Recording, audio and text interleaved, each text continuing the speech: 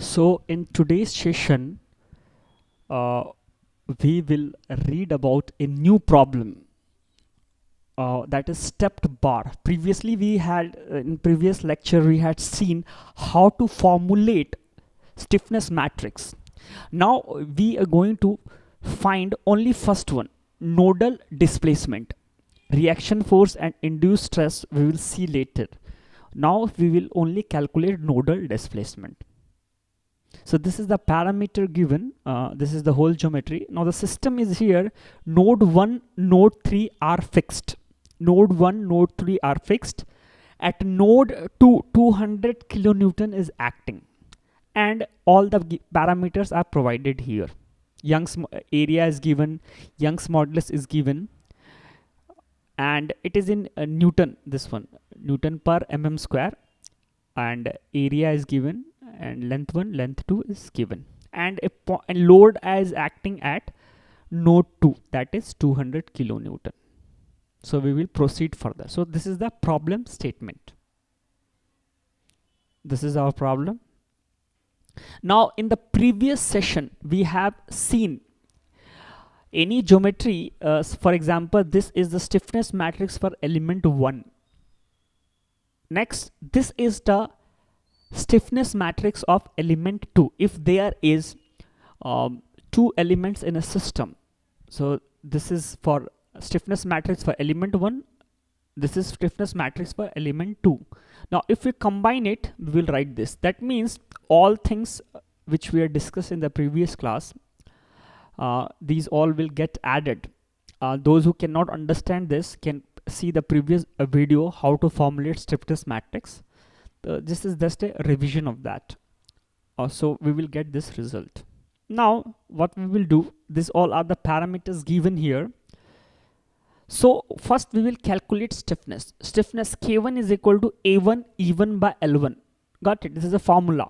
So all values when we are going to put, we will get 56 into 10 to the power 4 Newton per mm K1. That means stiffness for element 1. Similarly, if we go for stiffness of element 2, that is K2, K2 is equal to A2 E2 by L2. It should be L2. By mistake I have written L1, no issue. So this should be L2, don't get confused. And so we will get this. Then so we need to formulate this stiffness matrix. So we will put all the value now of K1 and K2, and we will put all the values of K1 and K2 in this. So when you're going to put all the values here, you can see 10 to the power 4 I took common, 10 to the power 4 I took common, 56 here, then minus 56 here, same like this one. Then K1 and K2 will be added. That means 56 and 30 will be added in this matrix. So just you can check this. Again I'm repeating, K1 is 56, 30 is here, 10 to the power 4 I took common. 56 is here. Got it? And minus 56 is here. Minus K1 in place of K1 minus 56. Here it will be added. That is the key one. Here it will be added 56 plus 30. Rest as it is you have to copy. Now this is the most crucial point. If I will go to the video once again, I will explain. Yeah, this particular, you can see here U1 and U3 are fixed. That means node 1 and node 3 are fixed. If node 1 and node 3 are fixed, that means it will have zero deflection. Got it? It will have reaction forces, but the displacement will be zero.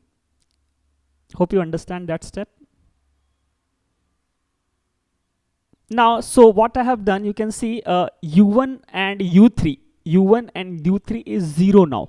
Got it? And these are the forces for this particular matrix. You can see the previous video how to formulate stiffness matrix. Got it? So I have written K here. This is stiffness matrix. This is displacement vector, and this is force vector. Got it? Now these two are 0. These two are 0. The reason is these two are fixed, and 200 into 10 to the power cube. The reason is the middle node is having a displacement. Got it?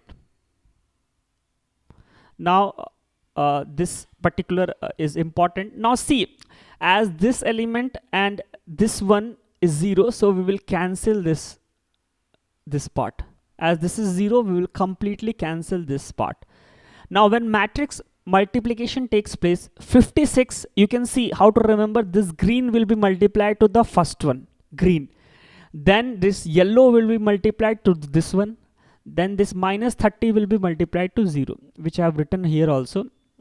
Now you can see here, since u1 and u3 equal to 0, as these are fixed, so we can neglect it. So finally, if you see here how this multiplication is important, because students find it difficult.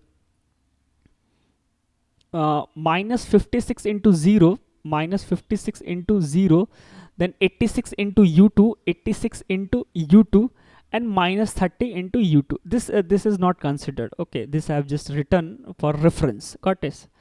So we will get u2 term here. Got it?